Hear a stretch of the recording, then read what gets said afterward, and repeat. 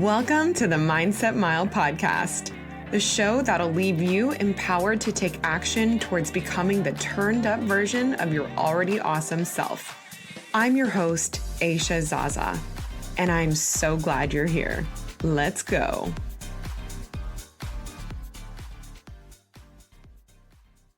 Hey guys, welcome back to the Mindset Mile podcast. I hope that you are having an excellent September. This is my favorite month. My husband and I just celebrated our 6-year wedding anniversary. So we had a child-free weekend and week, and we actually just did all kinds of Santa Barbara things. So that is kind of the latest here. This episode is brought to you by Upswing Fitness, and I want to talk to you today about 5 things you need to stop feeling guilty about. And these are things that are kind of like blanket issues I hear people vocalize in any stage of their life they're in, whether it's a parent or a business owner or someone in their fitness journey or someone in relationships. These are just 5 things that I see a lot of people have angst over, and it is time to stop. And so the first one that I want to talk to you about is stop feeling guilty about prioritizing yourself. We, for some reason, are under the impression that taking care of ourselves is selfish. And I know that this is a blanket problem, but I know parents especially feels this way. And there is this idea that being a selfless mom equals being a good mom. But what I see, and from my experience, is having always being a selfless mom actually equals burnt out, short-tempered, exhausted mom. Being a parent is inherently selfless. You do not need to run on empty to anybody in order to prove that. And I think one of the biggest misconceptions with prioritizing yourself is that if you're not selfless, then you're selfish. And this is completely untrue. How are you best supposed to show up for others if you are not making sure that your own cup is filled to pour from? Putting yourself first actually says, I care about you so much that I want to make sure that you are getting the best of me. And so when it comes to taking care of yourself and putting yourself first, this is something we often refer to as self-care. But when you think about self-care, I really want you to focus on quality over quantity. Self-care doesn't need to take a long time. It doesn't need to cost a lot of money, and it's going to look different for everybody. But maybe for you, that is taking a bath with your favorite book at the end of a long day. Or maybe it's scheduling 30 to 60 minutes of exercise, which I highly suggest everybody do, regardless of what other forms of self-care you take. But doing this 4 to 5 times a week. Maybe that means going by yourself or with a friend to get a mani-pedi, or taking 15 minutes in the morning to wake up earlier, have your coffee in peace and quiet, and just meditate or journal. So when you are contributing to your own mental wellness, you will find that you become much more eager to make sure everyone else around you is also taken care of. And you start to feel like it's less of a burden and a monotony, because it's just something that you are energized now because you have filled your tank before filling others. The second thing you need to stop feeling guilty about is reaching out for help. So there is this stigma that needing help is a weakness. And I'm here to tell you that needing and asking for help doesn't mean that you are still not managing a ton. It means that you realize your boundaries, you're leveraging your time, and you know that together is better than doing something alone. There are many ways that I see people scared to reach out for help or even accept it when it is being offered, especially I think as a new parent. We don't know we don't want to burden anyone else by like asking them to come over, or maybe dropping off a meal for dinner, or coming over to hold the baby while you take 30 minutes to just kind of decompress and unwind by yourself. I see this with business owners, people in relationships, or even people struggling mentally and emotionally who probably need therapy, that for some reason just feel like they need to manage everything by themselves or figure it out on their own. Why do we feel like we need to do everything on our own? And I'm speaking from my opinion and just personal reference here, but I think generationally, we feel guilty because our parents did like everything by themselves. So, an example that comes to mind for me is that my mom was a single mom, and she worked super hard to maintain our life, to keep us in my hometown, to keep us in the house that I grew up in. She never had a house cleaner. There was never a gardener. I never had a nanny. There was no such thing as grocery delivery service at the time. There are no prepped meal services, etc. So my mom, on top of working full time, would spend her weekends cleaning the house. When I became old enough, I was the one mowing the yard and doing yard work with her. And I mean, there's nothing wrong with that. I definitely agree that doing things on your own and not having a silver spoon, handed to you. And there's a lot of great work ethic that comes from knowing how to do things by yourself and managing things by yourself. But it doesn't mean that you need to be broken because your load is too heavy. And if you have the means to outsource some of these things, it allows you to work smarter and not harder. And I think that that is brilliant. I don't know anyone that doesn't want to work smarter instead of harder. So this is like a real life example that just happened very recently for me.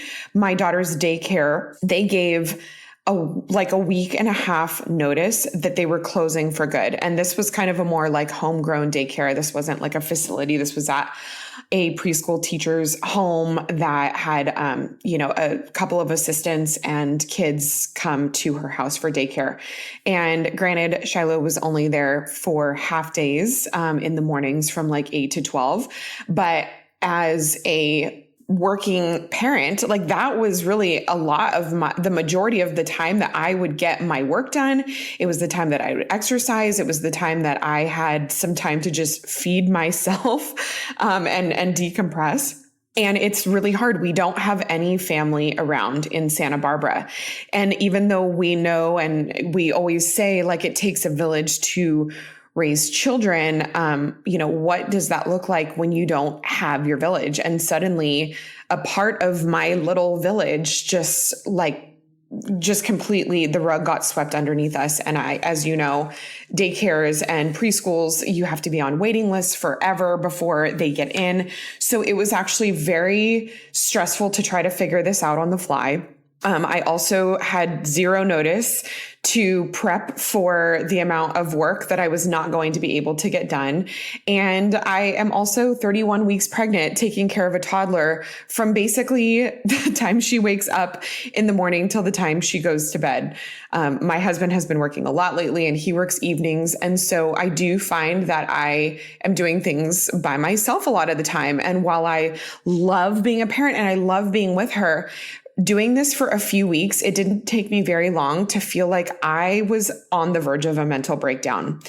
And I just really was feeling all the pregnancy emotions and hormones. And I actually feel like I suffer from a level of what I've learned now is called antepartum depression, which is what most women experience postpartum. But I happen to feel some of those similar things during pregnancy. And so I was having a really, really challenging month, just mentally, physically, emotionally. I was burnt out. And I reached out to my dad, who lives 4 hours north of us. And I said, can you please take Shiloh for a week? I really need to just have a break. And she's actually there currently. So I've had days to just get stuff done around the house, kind of nest and get ready for baby number 2. I've done deep cleaning, organizing. I've got caught up on work. I've been able to go back to the gym, and I can't even tell you how energized I feel. And I didn't feel bad about needing to reach out to my family and coordinate dropping her off even hours away to get that break. So stop feeling like you need to do everything by yourself and for an extended period of time before you ask for help. Hey guys, my sponsor Get the Tea has a unique selection of organic, non-GMO supplements and teas made right here in the US. Their teas are for cleansing your gut in a very gentle yet effective way. They have formulated just the right blend of natural herbs that will clean your body and help keep your colon healthy. And they've given their website a makeover to make ordering a lot easier and user-friendly. For September, if you order the code ZAZA32, you'll receive a bottle of their Alley Beet supplement for $32.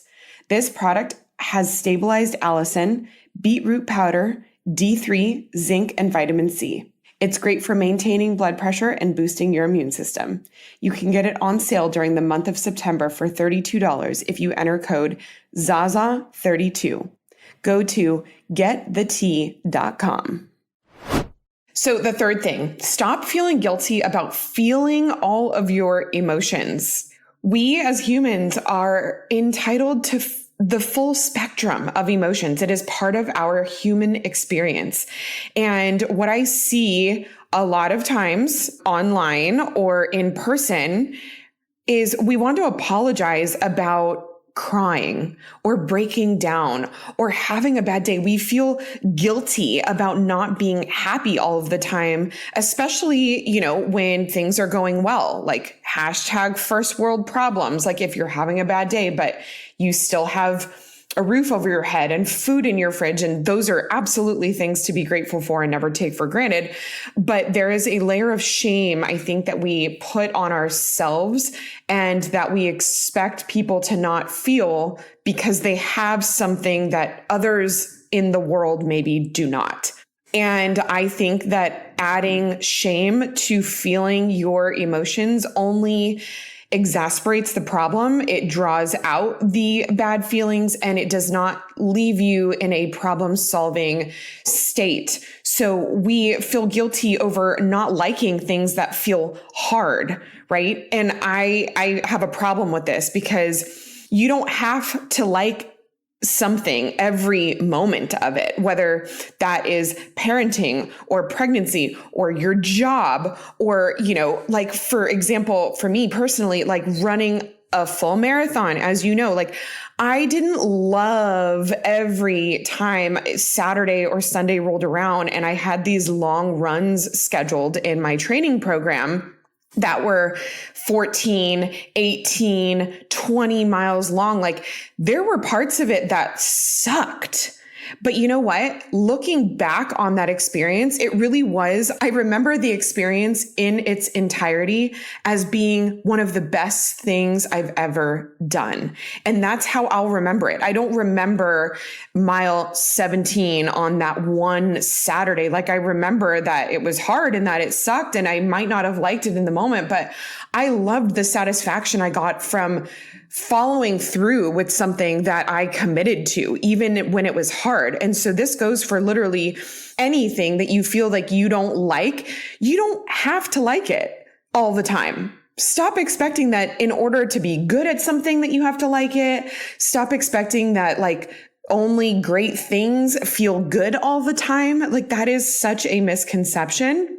And stop trying to change the way that you feel. And instead, when you feel bad about something or you're having bad feelings, make space for it. It feels so much harder and it takes so much more energy when you are resisting it and always trying to just override your feelings with feelings of happiness and positive feelings. And so it's just so much less draining, and it is completely normal to acknowledge your feelings and sit with them and like everything else, they will pass. They don't last forever, but you don't need to do everything in your might to change them right in that very moment. The next thing is not being available 24/7. So this one is for all my people pleasers. Boundaries are healthy. Not having boundaries with work, family, your kids, your friends, that is not healthy.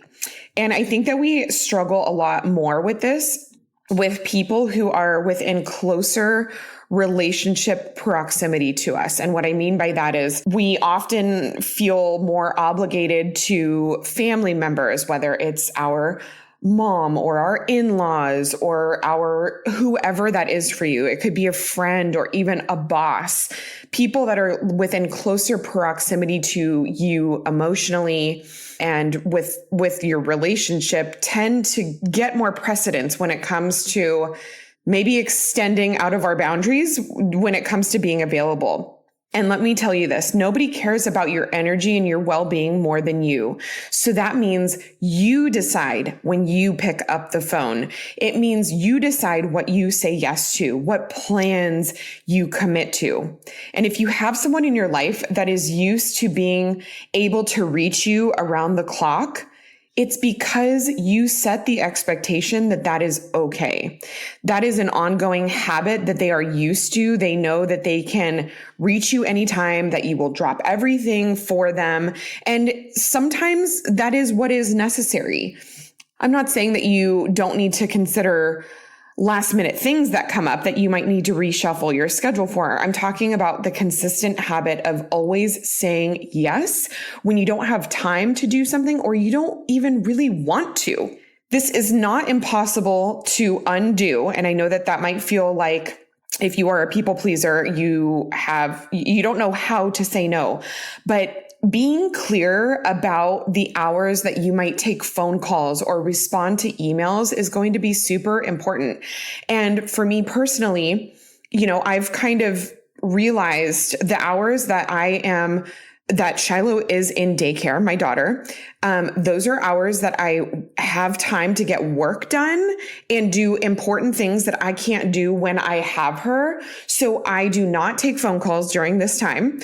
And I also don't take phone calls usually during the evenings when I am trying to do the bedtime and dinner and bath routine. It just happens to be a little bit more stressful of a time to try to manage a phone call. And even with my mom, if she's calling to just catch up or say hi, I had to let her know these are the times that I'm just not taking phone calls anymore, because adding that layer of pressure to talk maybe when it's during my work hours or pick up the phone when it's a little bit more chaotic in the evening, that was adding unnecessary stress to my life, as silly as that might sound, that I had to set a boundary for. And just letting her know that, set the expectation, and being clear about it feels really good, because then everybody is on the same page. So you are not a robot. You're not obligated to be available whenever it is most convenient or urgent for other people. And the last thing I want you to not feel guilty about any longer is not being further along. And I mean that in whatever sense you feel guilty about not being further along for. So I want to ask you, what purpose has guilt ever served you when you feel bad about what you have or haven't done yet in your life? I want you to truly answer and think about, has guilt ever motivated you? Most likely, when you feel guilt about where you are in your life or what you have or haven't done in relation to usually someone else that's doing more, it just makes you feel bad about yourself. And then you start to think of all the reasons to be upset with yourself for not seeing things clearer at the time or not taking action in hindsight. It's just so easy to see the missed opportunity. Let that all go. If you're feeling guilty about things that you have not done yet, it's almost never going to result in productivity. It is just going to make you feel bad. So there's no such thing as too late unless that is what you choose to believe. So stop buying into what society or anyone says about your age. You're not too old. You're not too young to start. Stop believing what society says about being beautiful enough or creative enough or enough of an expert to start or to start offering your services. You have the option at any moment to start something new or to change paths. Any moment. You can decide today that you want to do something new or that you want to take the leap of faith and start the business, or stop beating yourself up that you haven't done it yet and just acknowledge that all you have is the present. You cannot, as much as you think about the past and regret decisions you made or didn't make that led you to where you are now, you can think about it all you want. Nothing is going to change about it. All you have is right now. All you have is today. And you have the ability to change where you're at, what you're doing right now, if that's what you want to do. Once you get going, I promise you'll probably realize that it was silly of you to build up this fear around making change or taking the leap or whatever. And you might have these feelings of wow, it was kind of silly to just keep putting this off and I regret not doing it sooner. But the fact is that you did choose to do it. And that's all that matters. So there is no such thing as an overnight success. It takes consistency and not quitting. So if you are someone that feels like you've got a long road ahead of you, maybe, sure, you want to start the business or you want to start becoming a food blogger, yes, it's going to be a lot of work, but take it one day at a time and do not beat yourself up for maybe slow and steady progress, because that is going to get you to where you want to be in your end goal. So stop feeling guilty about not being further along. You have the ability to change whatever it is you want to do right now with your health, your fitness, your relationships, your job. I'm telling you, it's not too late. I certainly hope that this episode served you. If it did, please share it on social media so other people can find it. Be sure to tag me at Aisha Zaza. I love seeing your Mindset Mile journeys. I can't wait to see you next week, fam. And until then, make it a great day. This show is produced by Upstarter Pods, a podcast production and management team that can launch your podcast, edit everything for you, manage your show, and coach you through the entire process. I consider them my arms and legs of the podcast so I can use my biggest strength, my voice. If you want to launch a podcast or need help managing your own, go to upstarterpods.com or head to Upstarter Pods on Instagram to set up a free call with Chase to see if it's the right thing for you.